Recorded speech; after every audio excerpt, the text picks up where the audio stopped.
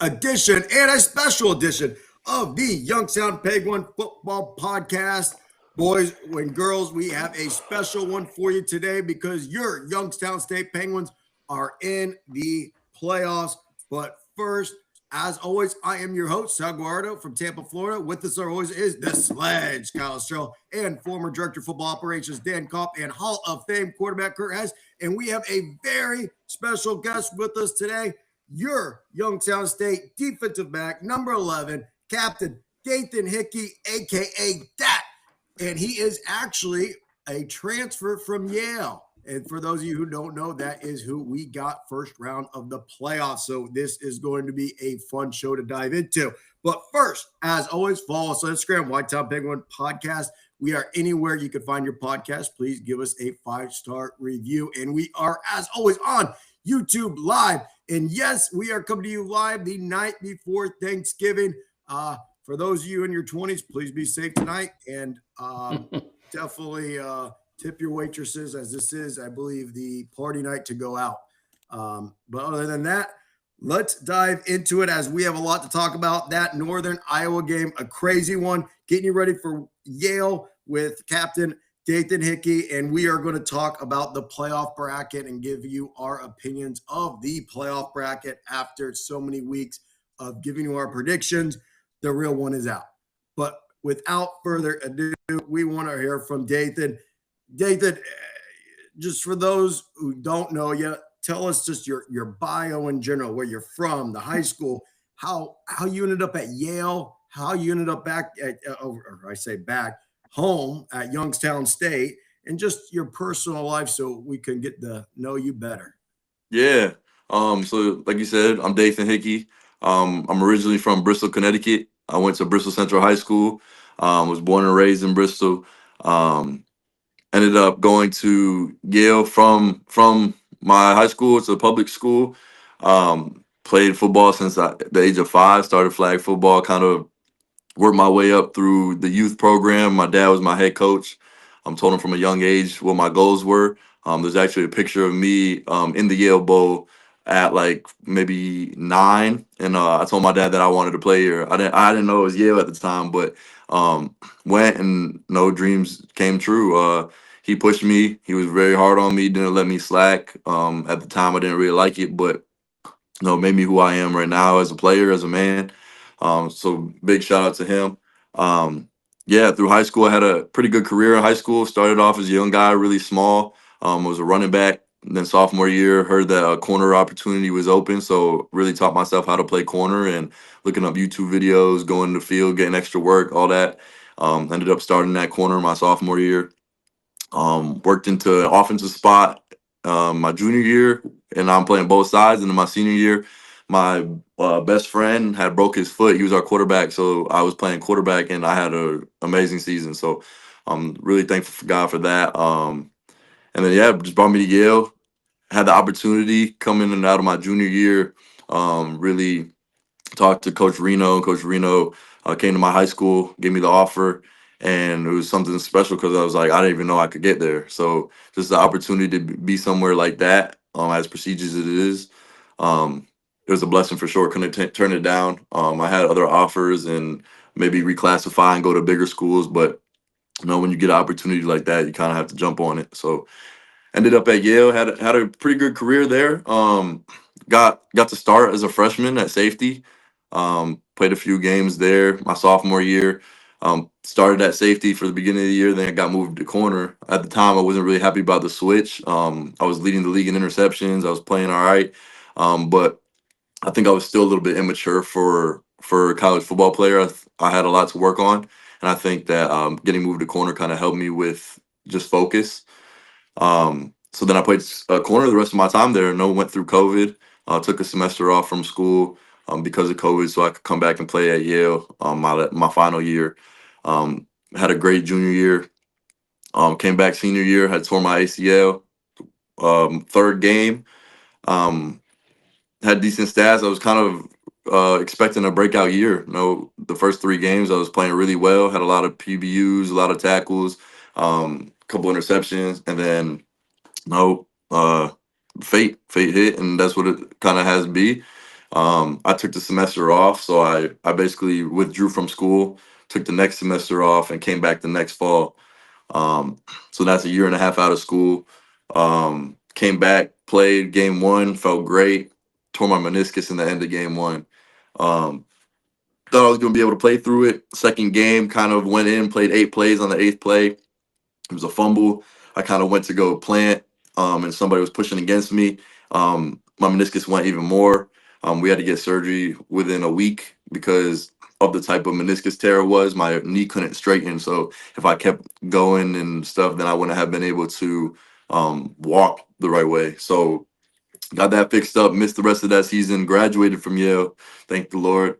Um, Coach Doug gave me an opportunity to come here. Kind of came on a visit, saw a little bit about what the coaches were about and how campus was, what the whole identity of the program was, and kind of what they valued. I thought it fit really well with what I was already used to, and no, he gave me the opportunity regardless of where I was injury wise. So I thank him a lot for that. And then came in through the season, or to the spring season, and I had tore my meniscus in the fifth practice. Came in, I was having a great spring. Um, Got surgery, found out that surgery would only be a month recovery because they're just gonna cut it out. So I was like, all right, cool, we're good. Found out after surgery they found a partial tear in my ACL that they didn't see on an MRI. So with that, a lot of thoughts going through your head, like, how did you not see this on the MRI? What's going on? Like, will I be able to play football again? And everything was kind of up in the air. I was going into my eighth year now. Didn't know if the NCAA would approve my year. I was out for the whole season. Um, so I kind of gave up to God. I said a prayer probably like September. And I was like, if I'm supposed to keep playing football, allow this year to be approved. If I'm not, then let it be denied. And came to the time where it was around May, which is hard. You're doing a whole spring season, and you don't even know if you're going to play in the season. So came around April, May. My year got approved, and I was like, all right, cool. So this is what I'm supposed to be doing. And now I feel great. My knee's strong. I'm strong. The heaviest I've been, the fastest I've been, the strongest I've been. So like I'm in a great spot. I learned a lot of football through the years that I wasn't playing, and no, I'm just really thankful for the adversity that I went through. Allowed me to kind of build myself up to be the man that I am. So I just thank God for everything. And then family, my mom and dad, they live in Florida now in Cape Coral. I have a 23-year-old brother, a 31-year-old sister biologically, and then I have three adopted siblings, a 7-year-old, a 3-year-old, and a 2-year-old. So parents kind of restarted. They're doing what they got to do to try to give them a better life, which is amazing. Um, I don't get to see them too much now. I probably see them about 4 times a year. But they kind of know what my mindset is right now and what I'm trying to chase so that I can see them more, so that I can help them out more and stuff like that. So I'm kind of on a business journey right now. Um, Friends, no, I have a lot of friends from back at Yale. Those are my brothers. I have a couple guys from my hometown that I still kind of stay up to schedule with, and really talking to them and asking for advice or whatever, just chopping it up. And then hobbies, big in my faith. Really try to be doing Bible studies weekly. Um, Going to church on Sundays. I like to golf when it's nice out. Not too good, but we're working on that. Video games, and I like to create music. It's kind of like a journaling thing for me, where whatever emotions I'm kind of feeling, I just put it on paper and write a song to it. So um, it's definitely a blessing to be where I'm at right now. So I'm thankful that I'm at YSU. Dave, that is a heck of a journey, especially your Yeah, football career. yeah, From I've tore both my ACLs and both my meniscus in high school. That led me to coaching, and I was a student coach at Youngstown State. So for you to be able to bounce back and get back into playing full tackle football at a Division I level, I tip my cap to because I could not do it. appreciate I that. said I'm done with this. So God bless you. That's incredible to hear. And one thing I do want to point out, you did say you're from Bristol, Connecticut. I believe my co-host Kyle Searle's employer is also located in Bristol, Connecticut, right, Kyle? Tennessee. No, No, Sal. Where's it Kyle at? Sell is the voice of ESPN Plus for the Youngstown State Penguins. So he sort of works for ESPN. Isn't that where ESPN is located? ESPN's in Bristol, yeah. All right, I didn't make that up. Good. Yeah. Anyway, let's get into some questions specific. And he said a lot. So if you guys want to either add or change your question, do so because we know Dathan a lot better now. But Curdy, break the ice for us, brother. Yeah, Dathan, appreciate it, man. And I run the Whitetown Penguin podcast Instagram handle, so I appreciate you just being locked in with us and sharing some stuff. No problem. Everybody, all of our followers just want to get to know you a little bit more. So I got 10 rapid fire questions for you. Feel free to elaborate if you want to, but if you got a 1-word, 2-word answer, that's cool too. And then I'll pass it over for some more questions. But I appreciate you being on here, and it's inspiring to hear about your journey. So appreciate you too. Yeah, start off easy. I mean, probably the biggest elephant in the room. Is it New Haven pizza or is it Youngstown pizza? New Haven pizza, man. I'm not too. I love the pizza here is great, but New Haven pizza, there's just something different about it. I like the thin crust and brick oven type thing. So yeah, it's good pizza, man. I've been up there. My sister did a rotation up there. It is good pizza. Yeah. What was your toughest class at Yale? Toughest, cool. The human brain. Oh God. It was like, yeah, it was a tough cognitive class, and we were up late working on those homework assignments and everything, talking about how the brain function works and different parts of the brain and what things that is connecting to in your body and what you're doing. It's like, it was crazy. Wow, that sounds tough. If you didn't play football, what other sport would you be playing? Probably baseball. I was center fielder. Pretty good around the bases. So yeah. Cool. What app could you not live without? Probably Facebook Messenger. That's the only way I contact my mom. She doesn't have an iPhone, so we do video calls on Facebook Messenger, and I don't know how I would survive if I can't talk to her. Yeah, definitely can't delete that one. Boneless wings or bone in? Bone in, 100%. Song that you have to listen to before the game?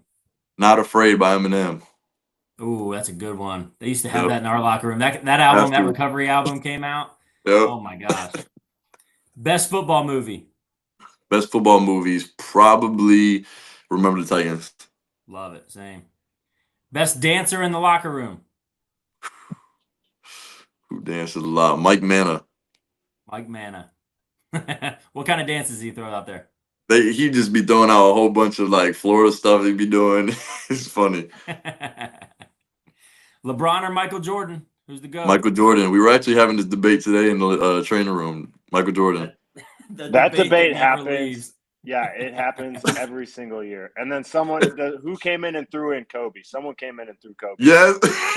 I told you. Yep. Somebody did. That's when they tell him to get out of the room. Like, yeah, I was like, bro, you can't even be in the conversation anymore. Last one, I think I know the answer to. You probably already alluded to it, but who's the first person you call or text after the game? Yeah, my mom. Mom from Facebook Messenger, right? Yep. Got to, man. I love it. Awesome. Well, I appreciate it, man. I'll send it over to DK. Sure. All right, man. Dathan, thanks for being on. And I got to say a couple quick things. Sal, what a story. What a journey. I mean, what a credit to you. And a couple of quick things. You picked New Haven pizza, right? Is it New Haven? New Haven pizza over Youngstown. I don't know about that, but you brought the education. When you said favorite class, the human brain, the other guys. That was the hardest class. That was your hardest class. Yeah, well, maybe your favorite hardest. We don't even know what that means. We're just a couple. we're Youngstown guys. The human brain. We can't pick that one up. And loved your point about your mom, man. That says a lot about you. So, a question for you, kind of twofold, quickly. One, describe your leadership kind of style to us, and then secondly, you leave Yale and you come to Youngstown. So the battle of the whys here, 2 whys. So tell us a little bit about your leadership and kind of about the why.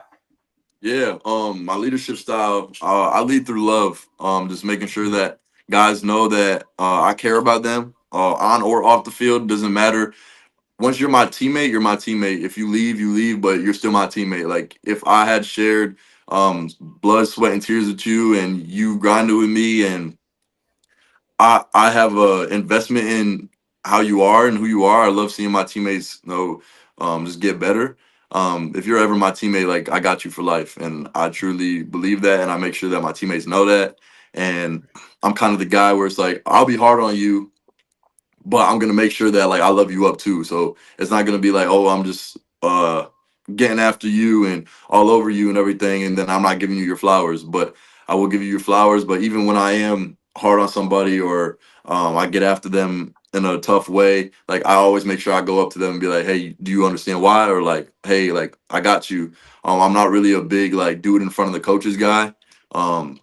I like to do things behind the scenes and make them feel like, hey, like, listen, I'm doing this for you. Like, I'm not doing this to be seen. I'm not doing this for coaches to be like, oh, yeah, that's a good leader. It's like, no, what you're going to get from me is authentic, and I'm going to be transparent with you. If you ask me my opinion, I'm going to tell you my opinion. And then I'm just going to make sure that you know I care about you. And ultimately, that's how you get results from your team. And that's how you get a winning culture. Um, then Yale YSU, the Ys, no, they're both very important to me. I did a lot of my growing at Yale. No, the coaching staff was very hard on me, just making sure that I did live up to my potential. And no, they kind of just molded me into a disciplined football player, disciplined man, somebody who has grit and somebody who's not gonna say they can't do something. Um, and then here at YSU, also very important to me, they gave a guy who was hurt, injured, and could have been thrown away a chance to come back and kind of do what he had to do. So I love that, and they're continuing to develop me. My safeties coach, Coach Voss, is a great coach. Teaches me more football every day. It's like, dang, like I thought I knew a lot, but I don't really know much as much as I think I did. But just thankful for him, thankful for Coach Doug and what he's trying to build culture wise on this team. And no, with the transfer portal and everything, it's kind of hard to do that. So the fact that he's doing what he's doing right now with his team is something special. So both places are very special to me. Awesome, man. I appreciate those answers, and I'll turn it over. I think it's Kyle's turn, right, Kyle? Yeah, Dathan, thanks for being with us, man. You and a lot of other guys this season have been a lot of fun to watch. I'm just glad we get, at least one more week. We're hoping for more. But I kind of got, as you were talking, I kind of have more layers to this question than originally planned. But, where's my question at here? Just talk about the difference between playing at Youngstown State and Yale. And I think that question's more geared towards the competition in the conference, in the Missouri Valley versus the Ivy League, and what it's like playing for Coach Handline versus Coach McGowan. Which I was like looking into the Yale coaching staff, roster, and it's kind of weird. You don't see defensive coordinator under Coach McGowan's title. It says head coach of defense. And obviously Tony Reno, it's a really incredibly talented staff. They've had a lot of success at Yale. So kind of talk about the competition between the Missouri Valley and the Ivy League, playing for the two coordinators, and what it's going to be like to see those guys on Saturday. Yeah. Starting off with just like the competition level, the Ivy League has some talent. And a lot of people think, all right, Ivy League, these smart guys are not good at football or whatever. But from being there, like it's a grind. No, we have to show up, and it's a full-time job the same way as any other Division I program, and still take care of academics. And it's not, you don't get any favor at Yale, which is I think it's good because you shouldn't be getting favored. It shows you like, hey, you don't just get given something, you have to earn everything. And so you kind of got to be on top of your stuff. And playing at Yale and being able to play against that talent is great talent. And the Missouri Valley is really good talent. I think you're just facing more quality teams each week. Where like this year, what we had maybe six ranked games. So it's just like the talent you're facing, and then also every league's different. Where offenses and defenses kind of mimic each other within the league.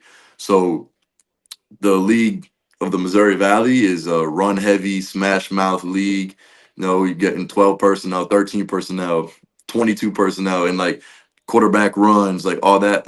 Whereas in the Ivy League, you're getting more, regular inside zone stuff. You're getting more pass concepts, and you're getting creative in that way. So it's hard to compare as far as, I guess, play, because they play so differently.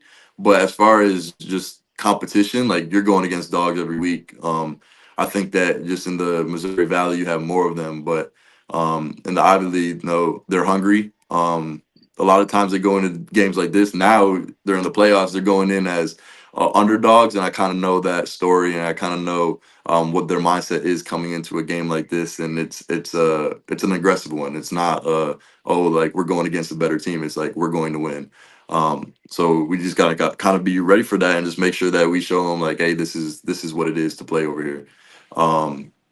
Then playing for the different coordinators, Coach McGowan, like I said, I was growing. I was very immature coming into college, and he was very patient with me.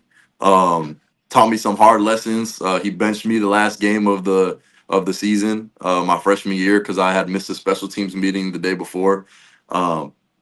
That I didn't think I needed to be yet, and I thought everything was okay. Kind of showed me a lesson where it's like, no, like, it's not okay to miss. I don't care if you're the starter or not.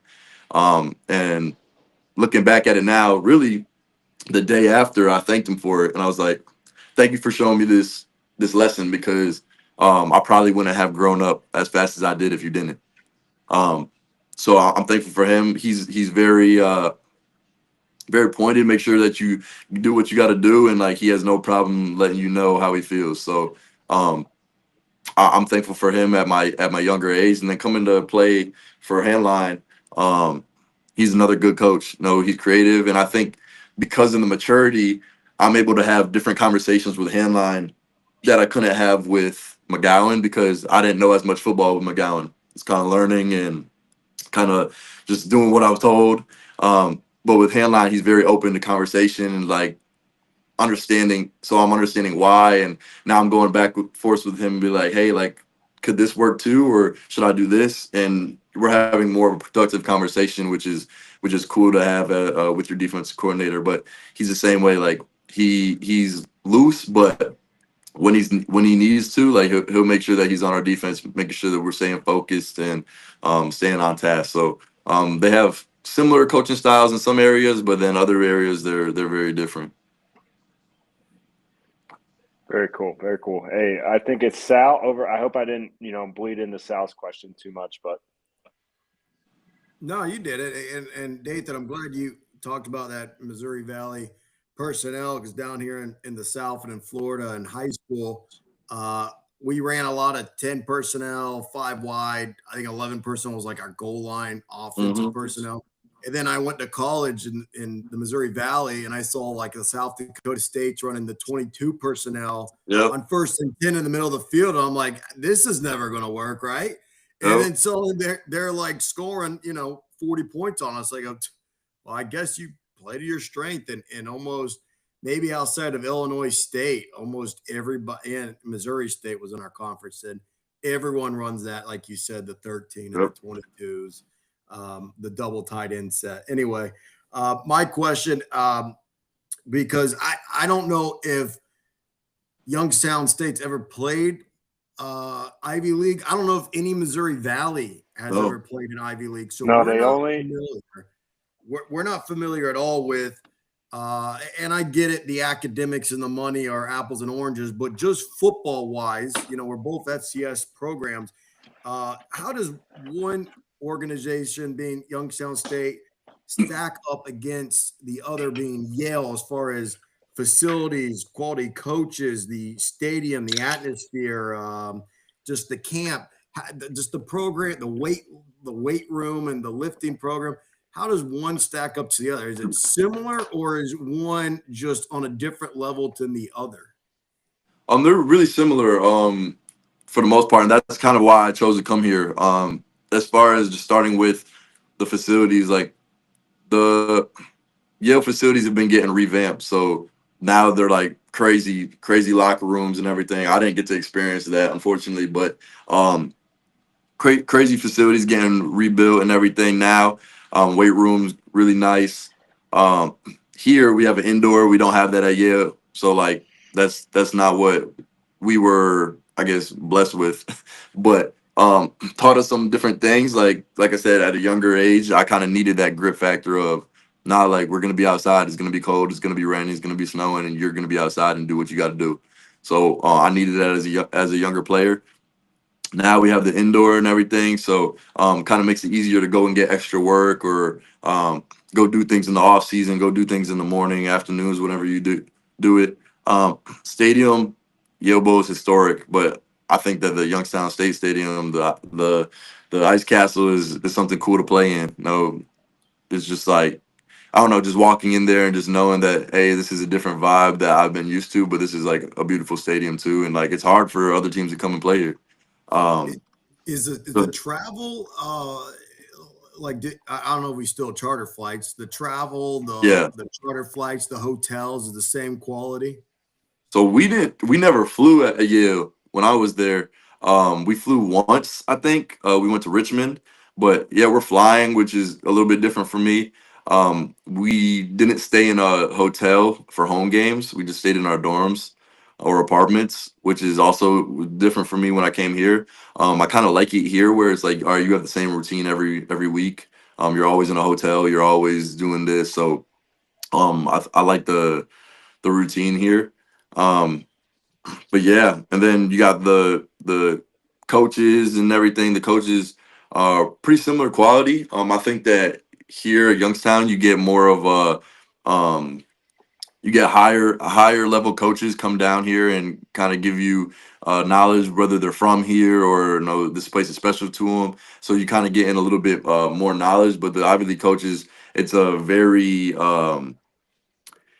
it's special because the coaches stay for the most part. No, you're not getting a lot of coaches that leave, and you're not getting that turnover.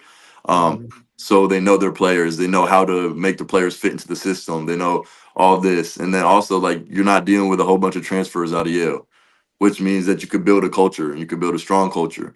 Um, which is something special. And I think that that gives them an edge on some of the teams that they play because you're not dealing with that. Here we have a great culture this year, so it's just now it's culture versus culture, and now because you got two good cultures, you're playing football. So now it's a even playing field. But the program, this is why I came here, is it's built on relationships, it's built on discipline, the weight room. No, our weight room coaches, they do great here, making sure that we put on weight, giving us all the nutrition stuff that we need, and helping us out whenever we can. So, um, I'm thankful for both places we're at, but I'm happy where I'm at right now. Love it. Well said, Gertie. Nathan, we talked a lot about your past and your journey. What's your vision for your future? You know, if you get an opportunity to play professional football, and what's that look like beyond football? Yeah. So, yeah, after the season, I'll narrow everything down as far as agents and where I'm going to train and everything. I'll do my pro day. I genuinely think that I could play in the league and I could play for a few years there. So, I have no doubt in my mind about it. Just got to test well and make sure I'm taking care of my body.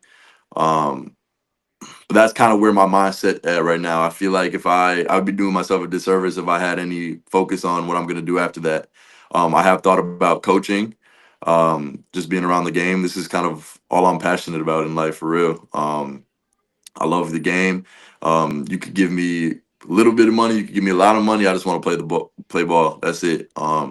And I think that's what's special about it, is that there's no amount of money that's going to make me play harder. So I'm going to give you everything I got. I'm going to do everything. It was like if I was going to not try to play in the NFL, I would have quit playing football after my first surgery.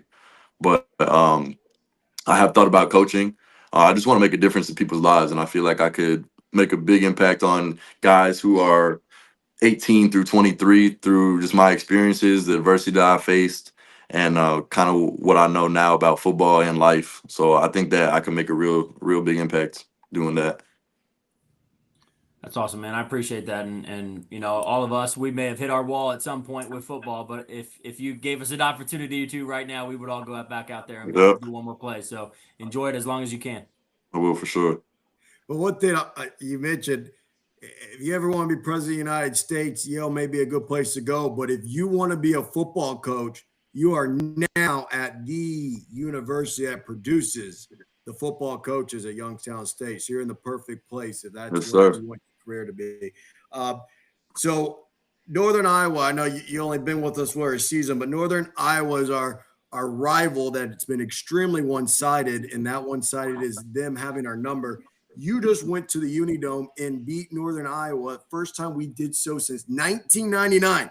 We're all going to do quick takes on it, but Dathan, give us your thoughts on that game and what it meant. I mean, specifically that last drive, because I was in panic mode on that last drive.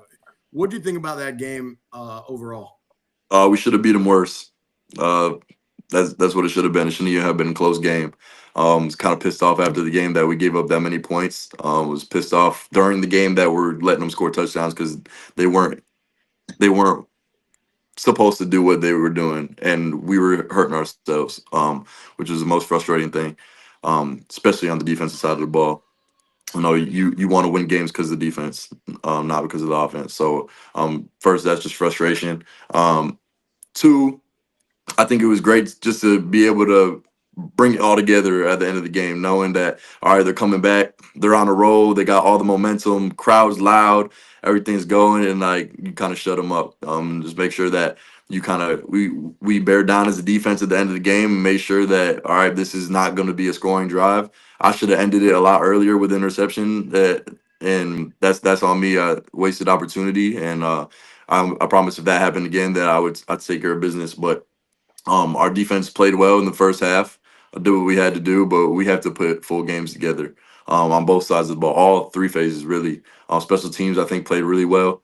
Um, Offense, bailed us out for a little bit, which is good, but that's what a team is. Offense has your back when you need it. Defense, we have the offense back when they need it. So, but I'm really just happy that we were able to, one, end the streak, because that's a long time.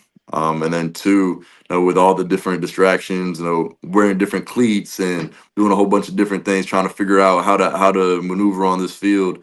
I was proud of the guys that we were able to respond and were able to, kind of shut it down at the end of the game.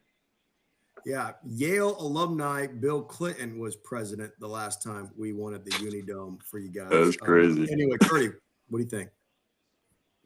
No, I mean, he said it better than any of us could probably say it. The one thing I was going to say was offense came out to a hot start and looked good. And then you and I found something in their offensive game in the second half. And if you ask Dathan probably tell you that it was the defense's fault, and he's clearly upset about it. So, yeah. But that's what a team is. Bryce talked about that last week. Bryce talked about complementary football, and that's going to be extremely important moving forward in the playoffs. So, good job getting it done. Still a huge win. Okay. Yeah.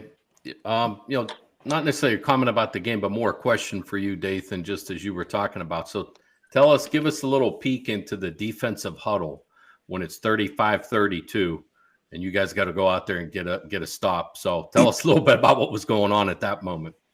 Yeah. At that point, you kind of got to get rid of the rest of the game and be like, all right, cool. Like, regardless of what's been happening, this is the time. This is where we need to step up, and like we need this. Like, it's not like, all right, we could give this away. No, like we need this. Like, give me everything you got right now. So just talking to the huddle, just making sure that guys know kind of the pressure that's on the situation. And they were driving for a little bit, and just the fact we're like, all right, cool, like bear down. Like, this is not going to be the drive that does it. This is not going to be the play that does it. And we just got to do what we got to do. And we came up with a big sack. And then offense, ran it out. So just kind of encouraging, just making sure guys know the pressure that's on us right now, and pressure is a privilege. It means that you're doing something right. So just making sure that guys are ready to go out in the next drive and perform. Sledgehammer. I can tell you that the conversation in the huddle is a little bit more colorful than his answer for everyone that's listening. Right? It is for sure. We've been in those situations. I've been in that. 100%. 100%.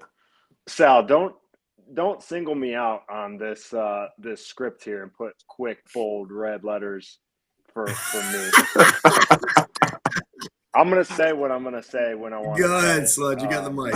You know, anyways, I knew this game could have been one sided like the first half was, or we were going to be in a situation like last year where it was going back and forth. And thankfully, it didn't go back and forth. But Northern Iowa was making a run because Northern Iowa has all the confidence in the world against Youngstown State. They hate Youngstown State.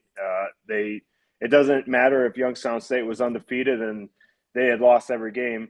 That was going to be their one win of the year, if so be it. But hats off to Northern Iowa for probably playing the best game they played all season. Hats off to the defense for getting a stop when they needed it. Classic 4-minute drill, running the clock out when you needed it. So good complimentary football there late, maybe not in the third and first half of the fourth quarter, but late when you really needed it. Sure. One last thing, as y'all know, we play Yale first round of the playoffs this Saturday. As we've established, Dathan is a transfer from Yale. Dathan, what is just your thoughts overall? What's going through your head on this game Saturday? I mean, did you ever see this scenario playing out in your head that your former team could be coming to the Ice Castle for a postseason game? And Yale's offense, obviously, you're very familiar, but I know you've been watching film this week. What do you think about this Yale offense and in this game overall? Yeah, this game is it's actually surreal, right? Like it's like wow, like this is actually happening. Like it's like a movie. Right. Kind of full circle moment. Once they decided that the Ivy Leagues would be in the playoffs, I actually was talking to my defensive back coach at Yale. I was like, "We're gonna play you." I was like, "Just be ready. We're gonna play you." And no, it's kind of like joking, but like I was 100% hoping that we were.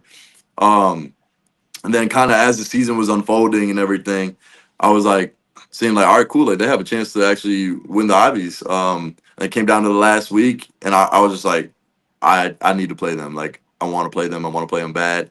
Kind of speaking to existence. And then the brackets came out, and the last two teams, and I was like, there's no way we're not in it. So Right. Yale gets put out there, and I was like, all right, like it's time, and excited for it. It's not a hate game. It's just like, hey, like one, there's nothing better to be a part of, their first playoff game, knowing where I came from, and two is just like, who doesn't want to play against their boys and like show them like, hey, this is where I'm at and this is what we do. So it's going to be an emotional game for sure. Just got to keep that level. But that was kind of Sunday and a little bit of Monday's emotions. And now like, it's just a regular game, like preparing the same way, making sure that, I'm watching enough film. I got a whole bunch of stuff on my board over here, just, our formations and tendencies and everything.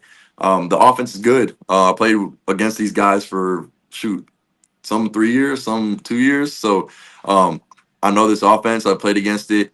Running back's really good. Josh is a good back. Billy, his backup, is a great back as well. They both run very hard. Offensive line, I know that they're gritty, and I know that they'll do the dirty work. Nico Brown is a great receiver. Played against him. He was our scout team receiver a lot, and he did the same things in the scout team that he's doing this year. So kind of not a surprise. He was just dealing with some injuries. So I have 100% respect for this team, for the offense, and I know that they're going to come to play, and that's what's exciting about it. We're playing playoff football with a team that I know is going to bring it. There's nothing else you want. You don't want blowout games all the time, even though it'd be easy, but I want to play a good football game. I want to play a physical football game, and I think it's going to be great. And I think it's going to be cool to see all my former coaches, and I got nothing but love for them. You're playing against family, so I can't wait to see them. Can't wait to play against them, and then can't wait to win. No doubt, and we know you're going to handle your emotions very professionally on Saturday, as you're very experienced. You're not a true freshman by any means. One thing I do want to point out that you did mention, just for the viewers at home, if you watch ESPNU's selection show, there was 24 teams announced. The 24th team they announced was Youngstown State, Yale being the 23rd. It was weird because you were kind of panicking, but as you kind of alluded to, when you saw Illinois State and a 7-5 North Dakota make it, you're like, there's no way they screw us again, are they? But yeah, no. We know we don't put it behind them because they've done it before. But any last words, Dathan, for Penguin Nation and those listening at home?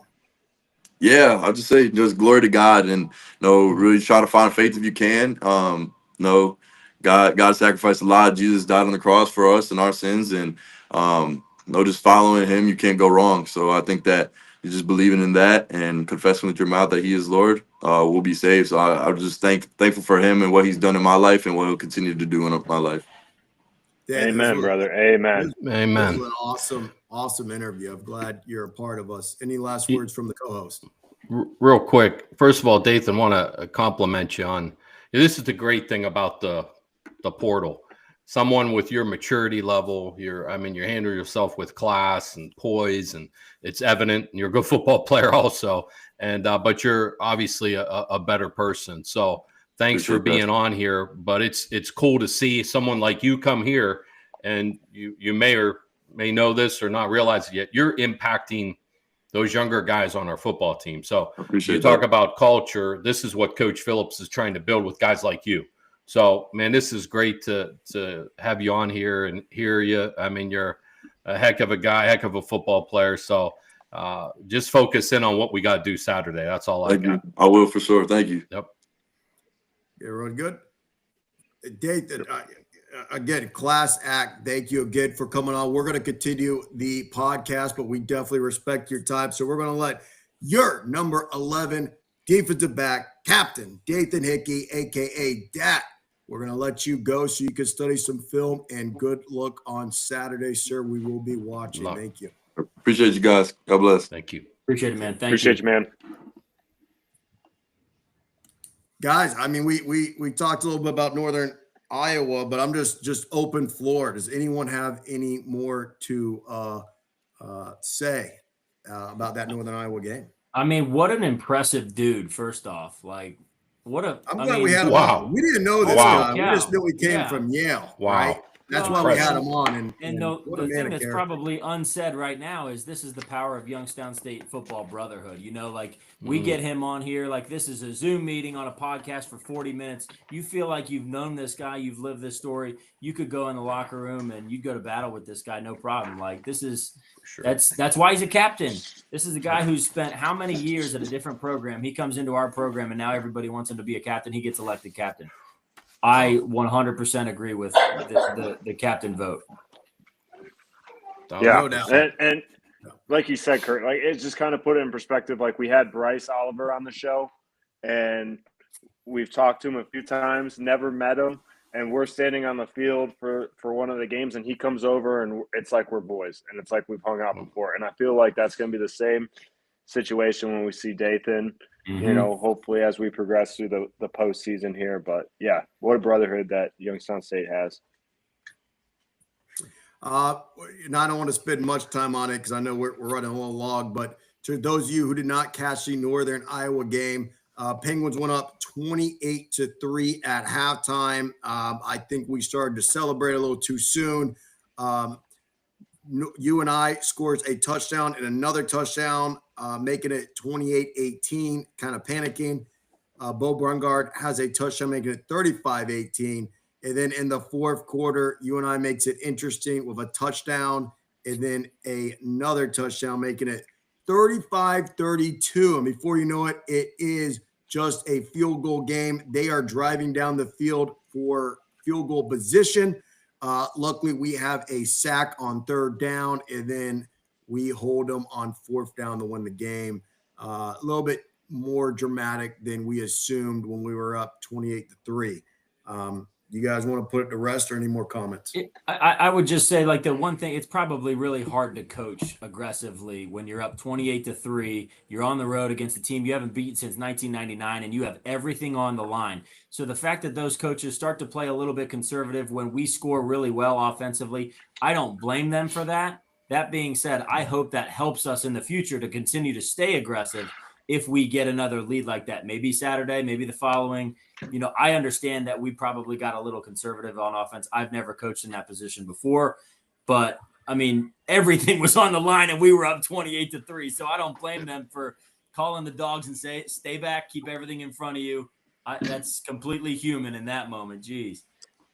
I guess I just don't understand it either. Like, I've never coached, obviously, but like even if you do it unintentionally and you call games more conservatively and stuff, it's just like, man, like for a team like Northern Iowa that has consistently had your number and has single-handedly kept you out of the playoffs probably half a dozen times over the last decade or so, why you wouldn't just run the score up on them. It's like, yes, there's a sportsmanship to it, and I'm not saying hang 70 on them, but like 40, 50 points, that's fine, that's fair. Like they gotta stop you somehow, and they did. Credit to them, they stopped. We had one touchdown in the second half, but I don't know if it was because we were being conservative or what. I guess I just never really understood how a game can ebb and flow so hard like that, where you are so dominant and in control of an entire half, and then you come out flat, or like, what'd you do at halftime? Was there anything to make adjustments to, or you're just like, hey, we're blocking, we're blocking everything perfect, we're defensively our schemes are fine, like we don't have anything to adjust against, and then they come out in something totally different. But I don't know. It's frustrating. It's annoying to see that happen. It's annoying that you feel like, because it's you and you're sitting there feeling like this is not going to go the Penguins' way. And thankfully it did, because we had built such a big buffer and lead in the first half. But, if it was 17-3 going into the half, we'd probably be like, oh yeah, we're sitting pretty here. And if we had the same second half, likely we'd be sitting outside the playoffs right now, because we'd be, 7-5. Yeah, I mean, I wonder if, in some ways, we're still a young football team in certain positions, outside of the guy we just had on and Max and some of those guys that are our senior leaders. But it kind of had those moments of, giving up that kickoff return against North Dakota State, the third quarter against South Dakota State, coming out flat against North Dakota, and we lost those 3 games. So we're all sitting there, we're texting one another going, oh, man, hey, there's the girls. What's up, girls? And then the next thing you know, we're in a battling with 3 minutes to go in the game, but our defense made a stop, and the best player in the country at the FCS level iced the game. So I don't know. Do you guys think maybe it's a little bit of that haven't been in that moment where we got to close this thing out, and they came back? Credit Northern Iowa. You knew they weren't just going to lay down. And was it a psychological hurdle to get over to finally close that door in some sense? But I was trying to, we were all trying to wrap our heads around it. But at the end of the day, we got that win. I think us 4 knew you and I wasn't going to lay down.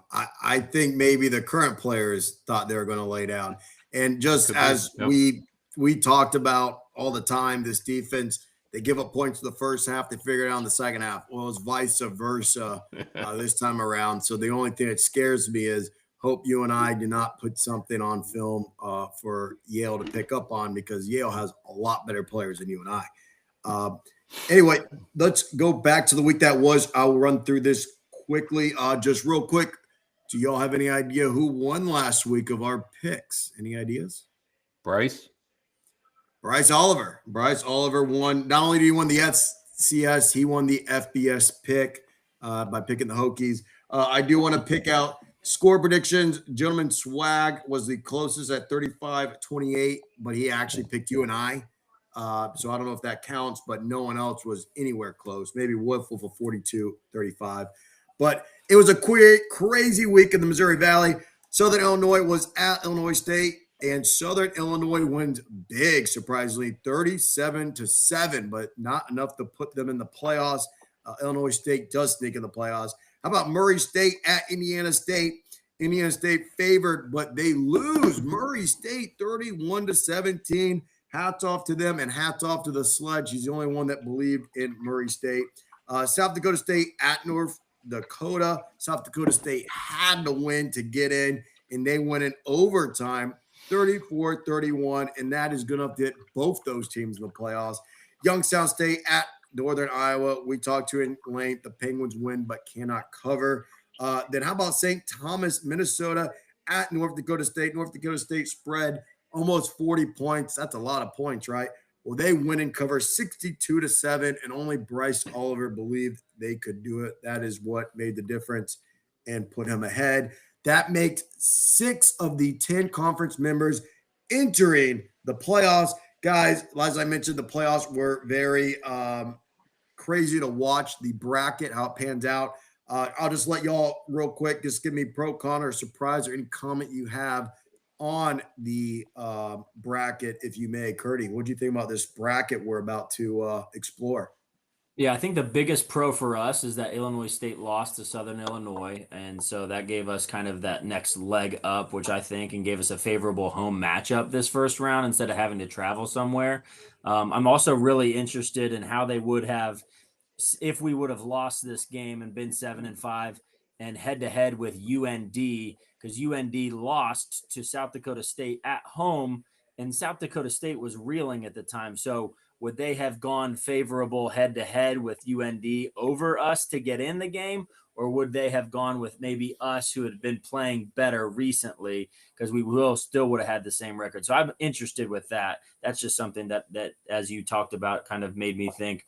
I think the weirdest thing, though, is if you look at Tennessee Tech, who's 11-1, they got blown out by Kentucky.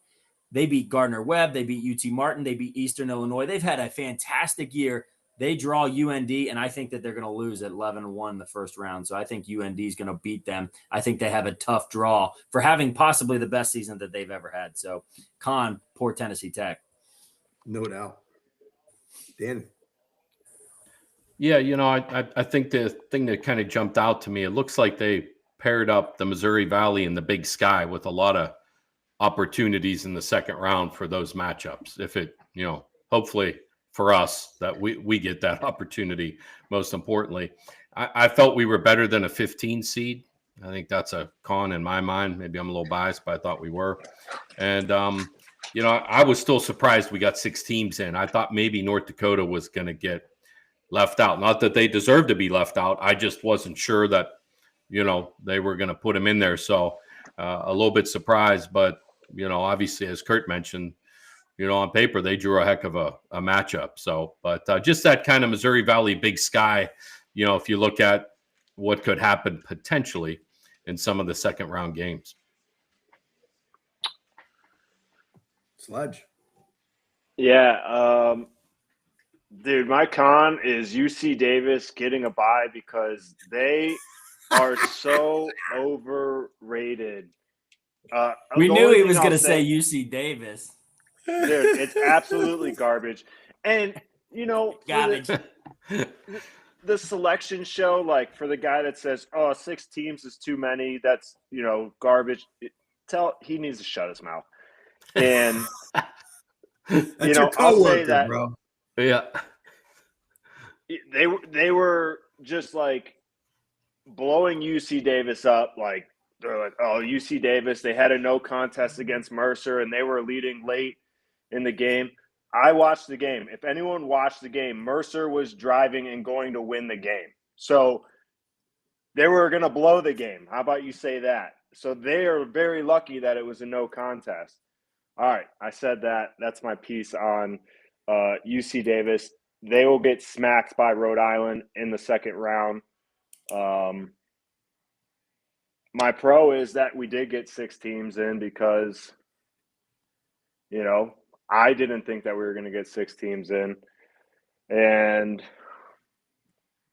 I just don't think South Dakota State deserves to be in the postseason. And I think the only reason they're in the postseason is because they have 2 back-to-back titles in the last 3 years and made it to a Final Four last year or semifinals, So I legitimately think they're only in the postseason because of what they've done the past couple seasons. not off of this year. You get blown out at home to Indiana State. You lose 4 straight, and you have to win in overtime to like sneak into the playoffs. Whatever. Like if that was YSU, if YSU had the same record and they had 3 ranked wins and they lose 4 straight towards the end of the year, playoff committee would be like, nope. And I guarantee we did have that record in 2012 and they screwed us. Yeah, so that's 2013. I'm sorry, 2013. But dude, one surprise I had, and I think it's strictly because of the conference that they play in, which is the Colonial Conference, whatever the one is Presbyterian Blue Hose are 10-2 and didn't get in. I think, dude, any team that has 10 wins, like they should probably get a shot somewhere. No doubt. I think you had me crying at UC Davis. I sneaky want UC Davis to like knock out North Dakota State and ended up in Nashville now, just so I could hear so talk about how they stink when we play them in Nashville. Real quick on my con. My con is, I think we kind of hit on it, was North Dakota getting in because they're the only team so far this season that's proven to be way better than us. Everyone else we've lost to, we're like right there or should have won the game. So that stinks they're in. But the pro is they're all the way on the other side of the bracket, so we're not going to see them till Nashville, assuming they can survive UC Davis at some point, of course. And then just one surprise was, for those of you who don't know, Ivy League's never been a part of this, right? So Harvard was always projected to get in, and then Yale upsets them in the rivalry to sneak that auto bid in, and then Harvard gets in anyway. So everyone was all like, Ivy League's going to take a spot in the playoffs now. That stinks. Well, how about they took 2 spots? Harvard and Yale, and that was a shock that Ivy League gets an at-large, even though they start their season about 4 weeks after everyone else, and they don't ever play really anyone out of conference beyond a bus drive away. So crazy to see Harvard made it in anyway. Any other thoughts? They get 2 teams in. We're worried about a spot, and we get 6 teams in. So clearly it doesn't affect the Missouri Valley Conference. Yeah. No doubt. Well, it affected the Salukis because I thought the Salukis, I don't know anything about Harvard, but I think the Salukis are a good team. And they're at home. You ready to turn the page? All right. Yale, as I mentioned, they win the Ivy League and get the auto bid to the postseason, but they have to go to the number 15 seed, your Youngstown State Penguins, at noon on ESPN Plus. Few fun facts about this school. Obviously, there's a million. The school's been around longer than our country was established. The school opened in 1701, 324 years ago. For those who don't know, 1776 was when we were a country, so it's been a long time. 1718 is when they were officially named Yale. This is the 3rd oldest school behind Harvard and William and Mary being number 2. So the 3rd oldest school we have. They did not allow females. Actually, females didn't even apply to go here until 1793. Roughly 100 years later, in 1892, they finally let females into the school, and those same females in 1894 graduated. Just for an endowment difference, Youngstown State is right on par there with $320 million. Just for a comparison, Yale has $44 billion. So quite the apples and oranges there. They proclaim 27 national championships. My favorite one is probably the 1872 where they went 1-0 with no coach, or possibly the 1874 where they went 3-0 with no coach. But anyone who knows anything about this podcast, if it happened before the television was invented, we don't count it, which was in 1925. They won 1 national championship since then in 1927. Their only loss being the University of Georgia, so I'll give that to them. They have 19 Ivy League titles from 1956. Most recently was last Saturday. This is, as I mentioned, their first ever playoff appearance, and it's going to be at your Youngstown State Penguins. They got about 15,000 kids enrolled, so it's very similar enrollment size to us. Accepted rate is at 4%. They have about 50,000 apply. They let 2,000 in. They're over in New Haven, Connecticut, which is something I learned yesterday. I just knew that they are Yale. It's one of those things you don't really know where they're at. Handsome Dan is the mascot name, not Danny Cobb, the Yale Bulldog.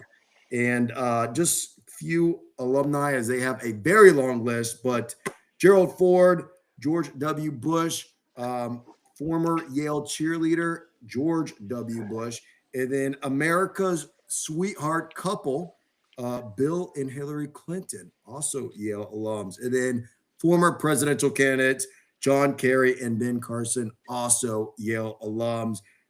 Again, they were not supposed to be here in the playoffs until they spanked Harvard 45-28 to get here. So they belong here. As we talked about, Tony Reno, he is their head coach. His career is real simple. He was an assistant at Yale from 03 to 8. He went over to rival Harvard from 09 to 11. Yale said, come over back and take the head whistle. And he's been the head coach there since 2012. So he's been there a long time. How did their season go? Their only losses were one to Lehigh, who is the number 5 seed in the playoffs. Very good team. And then their other loss was to our very good friend of the show, offensive coordinator Shane Montgomery in Dartmouth. We reached out to Shane, asked, is his team any good? He said, great defense, great running back, kicked a field goal as time expired, 50-plus yards to beat them, 17-16. That's it. Other than that, this team is spanked and beaten, very low scoring. Their defense does not give up a lot of points. They've gone on to beat Stonehill, UPenn, Columbia, Brown, Harvard, Princeton, Holy Cross, Cornell. Let's go. So they have done a Slope day. Yeah, they won on Slope Day. Curdy, what do you think about this team? Are you nervous about it? What's your score prediction? There's nothing to be nervous about. As Dathan said, pressure is a privilege. You guys may disagree with me. I think we have better players at every level.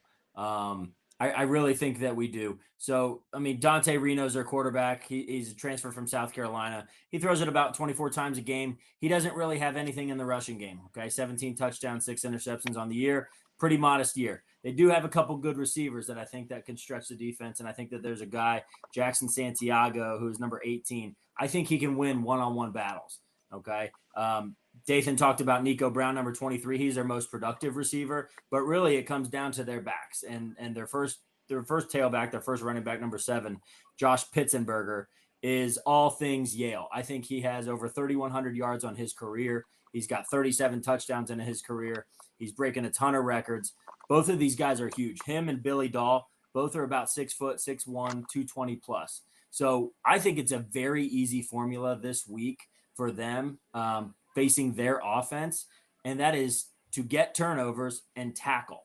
If we can do those two things, I don't think that they can score a ton of points on us. And when I say they can't score a ton of points on us, I mean they cannot outscore our offense. Okay, I project that our offense scores 42 points. I think they could probably put up somewhere between 17 and 21 points. I don't want to say that we don't respect this team, but I think that we have better players at every level, size and speed. Doesn't mean that we can't lose, because we have to win the turnover battle. We have to tackle. If we do those things, we win 42-21. 42-21. Sure. Yeah, I'm a little bit more hesitant to be that bold about saying we're going to dominate this game, because this Yale team is damn good. They're holding, and I get, that's why I was trying to have Dathan compare the Missouri Valley to the Ivy League, because we've truly never seen the Ivy League against other FCS opponents. And yes, they have players, and Harvard's had great teams over the years, and they put a lot of guys in the pros. There's a lot of pro talent that comes out of the Ivy Leagues, every other year or so. And this Yale team's holding teams to just about 17 points a game. Defensively, they have 34 sacks as a team. Grant Phoenix is second on the team in tackles. He has 8 sacks to go along with 82 tackles. Ezekiel Larry is their guy. He's got 11.5 sacks for minus 93 yards. And there's multiple guys with 5, 6, 7 plus sacks. And to do that as a team, it's not like you're keying on, we're just going to triple team Myles Garrett, because it's like, okay, you double team, Ezekiel Larry, and there's good talent there to go get after Bo. And I think it'll be interesting to see how they, prepare for Bo and how they plan to contain him. And the one thing I will say is Bo has done a phenomenal job all year about being patient. He doesn't run just to run like I feel like he did kind of last year. He waits in the pocket for something to open up, and if he really has to run, that's when he'll take off. So, I'm not this coaching staff is phenomenal. They've won a lot of Ivy League titles. Tony Reno's a phenomenal coach. Coach McGowan, you got to be good at being a defensive coordinator to be called the head coach of defense and on your title on the athletic side of Yale, right? So, I think that YSU's going to be in a little bit of an interesting game. I don't know if it's going to be in the first half and then we pull away, or if it's going to be like a Northern Iowa where we kind of come out and we have our way and then they start to make it interesting late. So I'll say that I think YSU will win somewhere around like 38-28. DK. Yeah, this team kind of reminds me of North Dakota in a lot of ways. This, as Kurt mentioned, this Pitzenberger and Dahl, those are their bell cows. And I would think if I'm Yale, what do you want to do if you're playing YSU? You got to limit our possessions. So they are going to try and run the ball. I think they're going to be extremely patient in running the football. So they're going to try and say, well, we can't give Bo, 8 possessions in the first half because we're going to score points. So I think they're going to try and shorten the game. Like in basketball terms, they're going to try and take the air out of the ball and run the ball. This isn't a team who's not used to playing, outdoors in cold weather. They're used to all that. And I wonder maybe if their schedule, I don't think it's as tough as our schedule. So they're not as banged up maybe as we are. So I'm obviously concerned because it's a playoff game and, just the pressure of a playoff game. And I got us winning 35-24, but I think it's going to be close, whether it's, as Kyle mentioned, the first half is really tight and we pull away, or it's just a tight game throughout. I don't see us rolling this team because they're well coached. They got good players. Dathan said so, but my pops and I watched them play Harvard, and this Pitzenberger dude, man, they hand him the rock and he runs hard. And so I think that's what they're going to hang their hat on. How can they shorten the game and try and get us, in a 4-quarter battle? But man, we got the best player in the country on our side, number 12, and I got faith with the other guys around him, as we got weapons everywhere, going to find a way to pull away. Well, first, apologize to Mets. He did have the UNI 28-24 score, as he said in the chat. I do have it written down here. I must have overlooked it because I didn't see you in the 30s, but that is probably our closest guess of somebody who actually picked Youngstown State to win.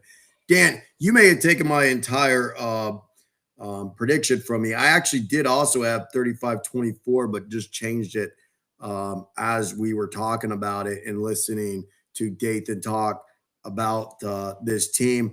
I'm going to sit with you. I trust Shane. Shane says they have a great running back. This Pittsburgher, he averages 5 yards per carry, 15 touchdowns. He says he's good. I trust you. And if I had a good running back going against Youngstown State, I too am running the clock to keep Bo Brungard off the field as much as possible. So that being said, on 4th and short, our offense needs to be aggressive and score touchdowns opposed to field goals, because I don't think they're going to let Bo on the field very much, and they're going to limit his possessions. I'm going 31-21. I don't think we're going to get many possessions, but I think we will capitalize on at least 4 touchdowns and maybe a field goal just to make it a 2-score game at the end. That is my prediction. I do have some YouTube score predictions. Sir, do you want to read them off? You got mute, monster. Sorry, I never mute myself, and I got all kinds of dogs running around and stuff. So, Driving. Yeah, Richard Wolf has them. YSU wins 45-28. Aaron Metzinger has YSU winning 17-14. So that's a little bit of an old school classic brawl type of score. Michael Metz has them winning 38-30. And Youngstown Original Clothing, thanks for jumping in on this. Go check out their gear, guys. All our listeners. Has YSU winning 35-7. So that's pretty lopsided there.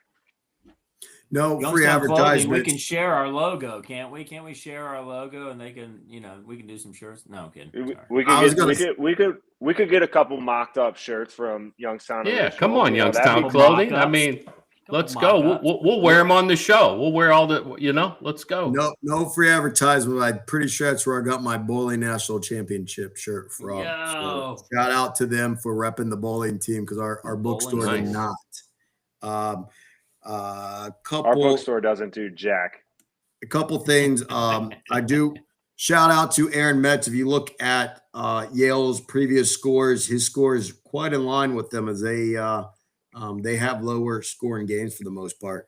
But let's get into it. That first round, Saturday, November 29th, is the first round of the playoff, boys. Yale is at Youngstown State noon. Youngstown State is a -3.5. We all have the Penguins winning and covering.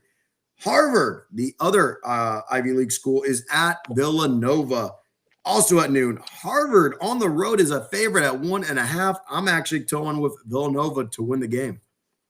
I'll take Villanova win and cover. Well, I guess not cover. Win. Yep. Give me Harvard. Give me Villanova.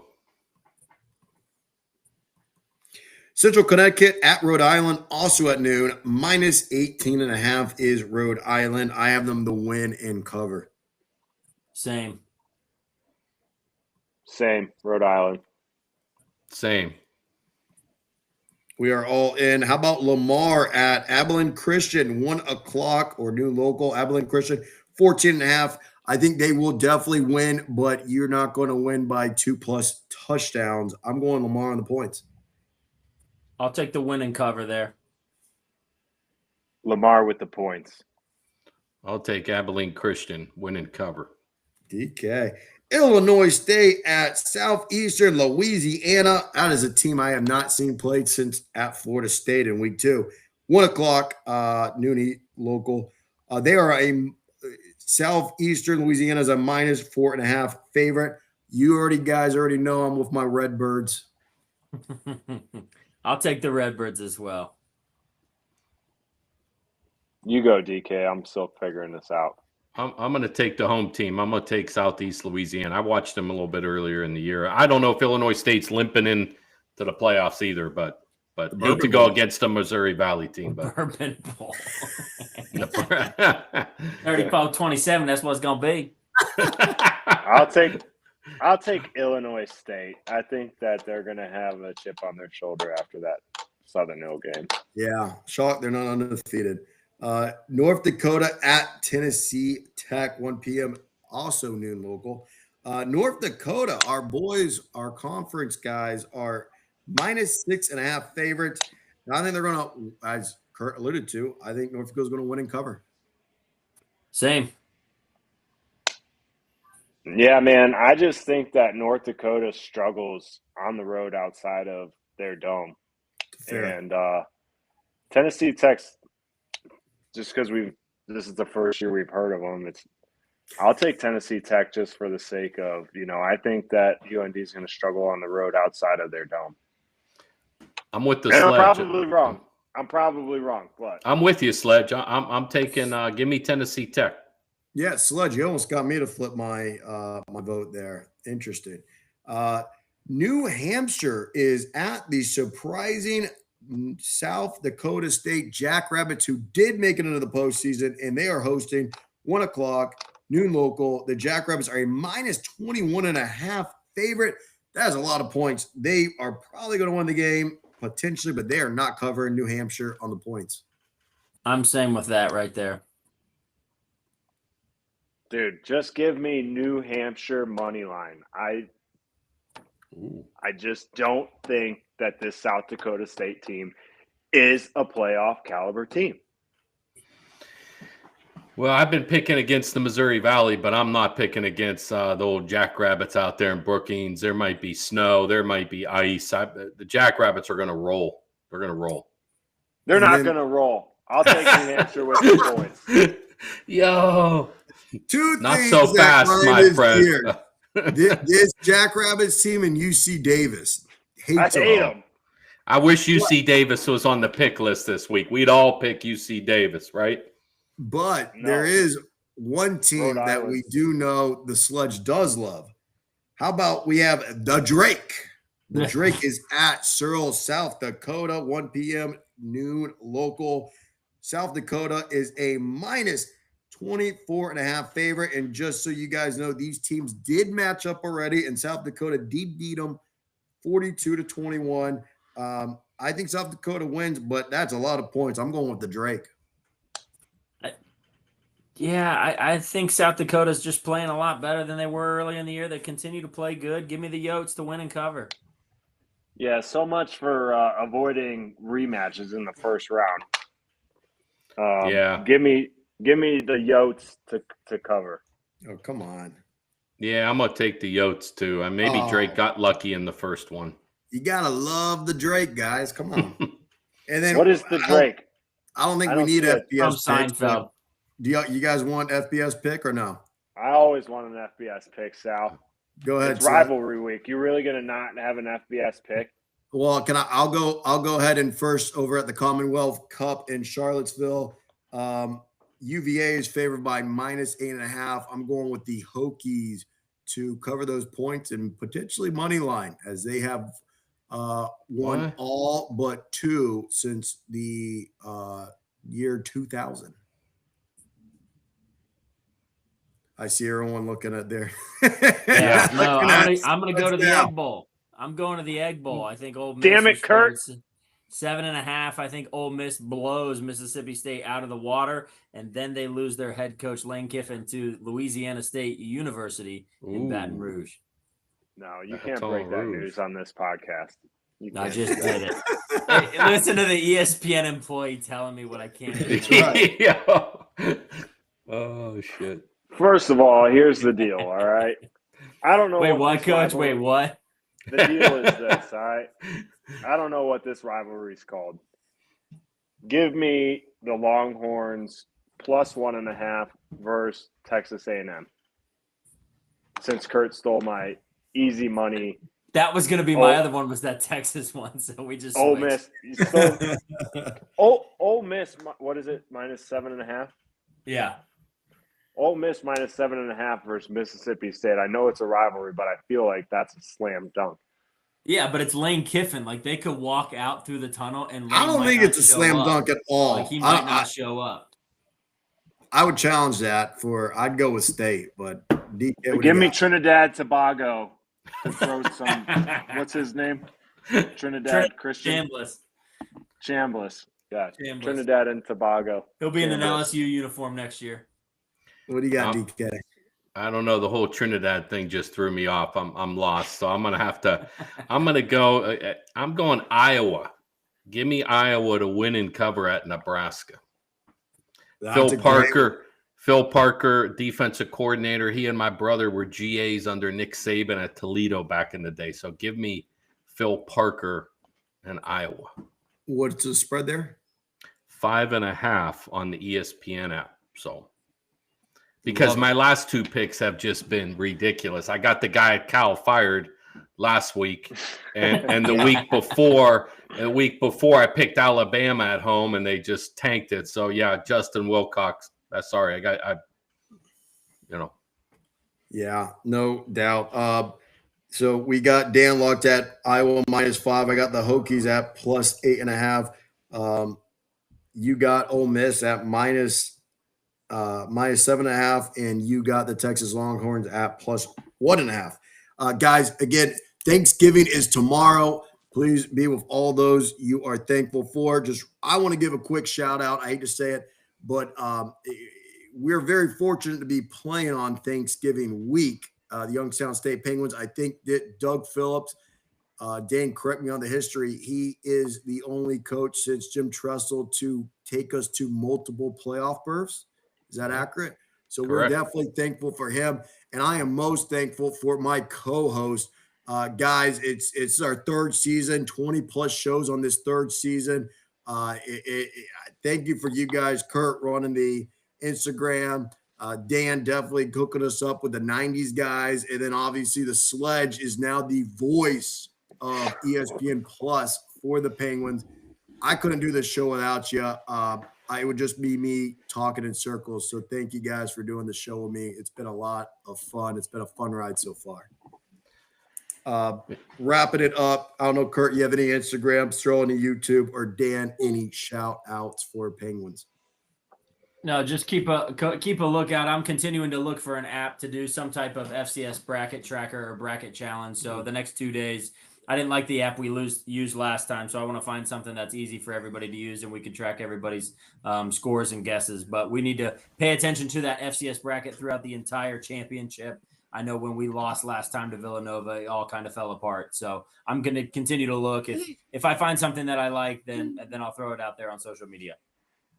Love it. And book your hotels in Nashville now. That is the host of the national championship. But any last words before we lock it up?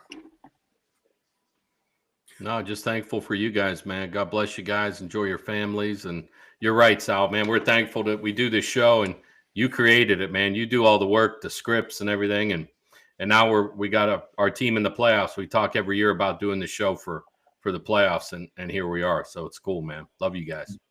Absolutely. Yeah, it's what are we? We're 2-1 in our seasons and with playoffs. So it's been a blast. And shout out to our fans for thankful for you guys growing it. We're spreading word of mouth. We don't do any advertising. We did it 1 year in the stadium. So just thanks for spreading the word, because we have a few hundred listeners and people that just listen to us go back and forth. And when we see you guys out, we get a lot of great feedback. So we appreciate it. And as y'all know, if we beat Yale, we are on the road at Montana State, but we have to get by Yale. So do not book your flights yet to Montana State. One game at a time. Let's go 1-0. But Yale is at number 15 seed. Guess up, Sledge? Yeah. You go ahead and tell our fans to book their rooms for Nashville, but don't book their rooms. Don't book their flights for Montana State. So. It's UC Davis all over again, Seth. Yeah, I'm just trolling you and Kurt, who are already on your road trip to Montana. But I'm especially thankful for the Sledge, because he brings some real live juice to this, just like he did when he. Just like he did when he was a player. I mean, you don't get to carry the Sledge out for the first time ever if you ain't got, your stuff ready to go. So I love it. I was fortunate to bowl with the Sledge last weekend, as he does come from the best bowling school in the country. So shout out to the Sledge. Who won? Anyway, you ready to log Tommy did. Yeah. Who did? Won. Tommy did. Tommy won. Brother-in-law. He would. He's a bull. Anyway, Yale is at number 15, Youngstown State at noon on ESPN Plus for the first round of the postseason, as Yale makes their introduction into the postseason for the first time, and it happens to be at your Youngstown State Penguins. But again, you have been listening to Youngstown Penguin Football Podcast. Thank you for listening, and happy Thanksgiving to everyone. Please follow, subscribe, Whitetown Penguin Podcast. We will be back hopefully Wednesday, YouTube Live, and we will be recapping Yale and getting you ready for Montana State. Cross your fingers and hope that is the game plan, of course. And as always, I am Sal Guerrero. That is the Sledge Counselor. That is Dan Kopp. That is Kurt Hess. And as always, go Penguins.